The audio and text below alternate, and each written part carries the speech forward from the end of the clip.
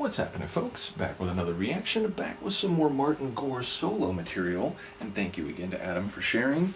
And we're returning to his 2003 Counterfeit Squared album, not to be confused with his earlier Counterfeit EP.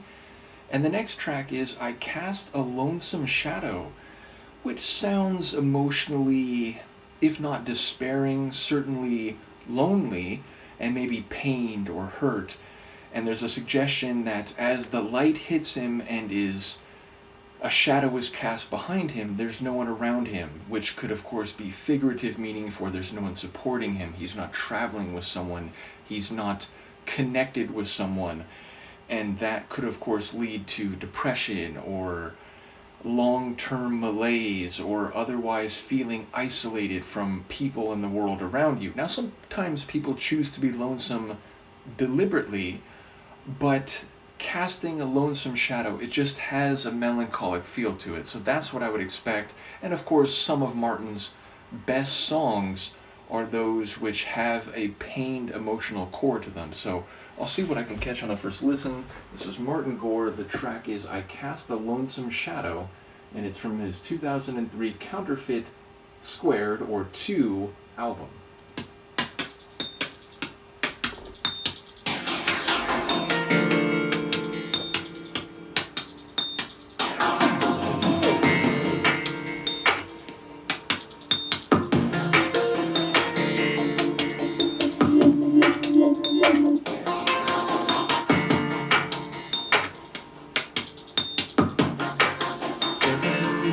When the sun goes down, I sit here in my room, and the lamplight shining on me projects my lonely gloom.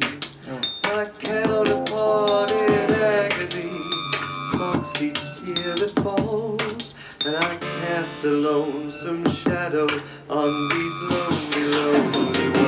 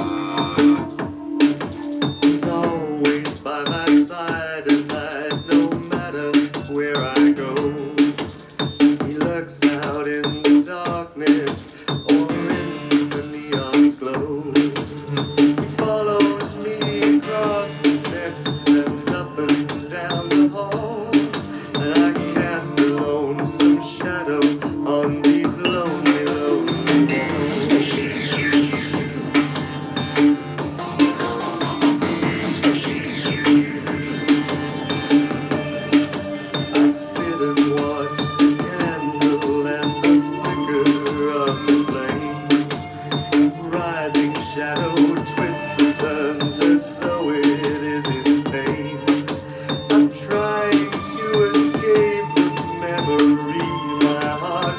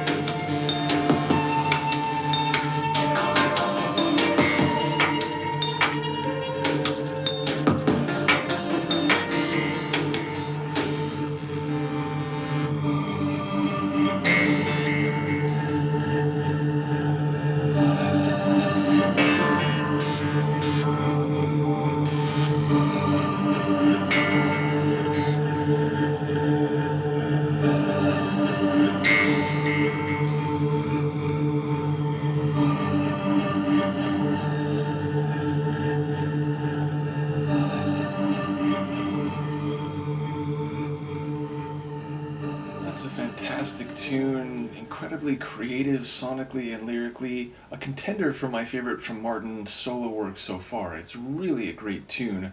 I'll try to start with the sonic. So we get a very syncopated, fragmented type of sound overall. I love all the individual elements, some sounding metallic, some sounding synthesized, some sounding almost like glass, and there's a isolation to each of the parts, which I think fits very well with what I'm catching from the lyrics. So, number one, it's just sonically compelling in terms of the sonic atmosphere, the musical dynamic nature of it.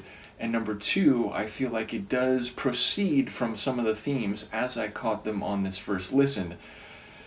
And in that regard, I enjoy what seems like very clever songwriting. So talking about how the light hitting him and casting this solitary shadow within these lonely, lonely walls, but also out in the world, seems to characterize his continual, his perpetual, his inescapable loneliness and solitary life, and the living off of the pain and the emotion and the love that he's lost and that he has felt falling away over the course of his life.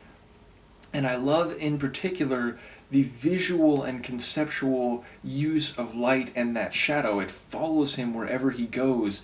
As the sun's setting and the sunlight is hitting him, he has a lonely shadow behind him. When he goes inside his lonely, lonely walls, he has the lamplight upon him, which casts this singular shadow behind him. Even when he's sitting in candlelight, the flicker and the twisting and turning of the shadow behind him seems to indicate how futile it all is to try to find a connection or more love or some camaraderie or romantic connection. Even when he goes outside, the neon signs, they cast a solitary shadow behind him. So wherever he goes, there's this singular, inescapable shadow and a lonely feeling associated with it following him.